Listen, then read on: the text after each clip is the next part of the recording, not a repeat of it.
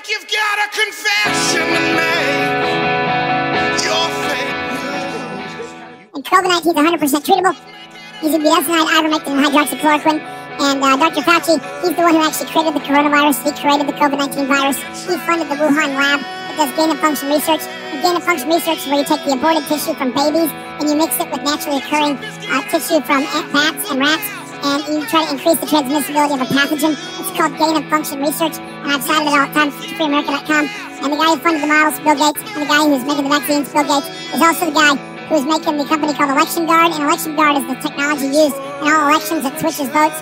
And Jeffrey Epstein has a temple on his island because he prays to Satan. And Bill Gates, his spiritual advisor, is Marina Abramovich. And Marina Abramovich is into spirit cooking. And if you go to DuckDuckGo, you can see that she invites Satan into her life and into her meetings. And Bill Gates has said that Marina Abramovich is his spiritual advisor. And Bill Gates' best friend was Jeffrey Epstein. And Jeffrey Epstein was a guy creating his own race of people. And the vaccines are in fact a bioweapon.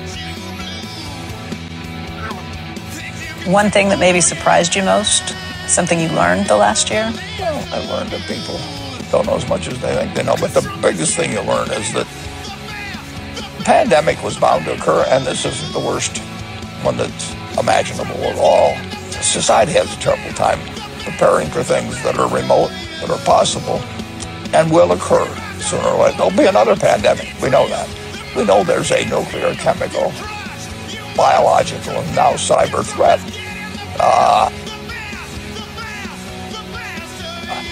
And we know, each one of those has terrible possibilities, and we do some things about it, but it's just not something that society seems particularly capable and fully coming to grips with. You know what that is? The cyber threat. You know what this is? This is him. Started. Yeah. Go ahead. Giving us the heads up. This is him clearing his karma.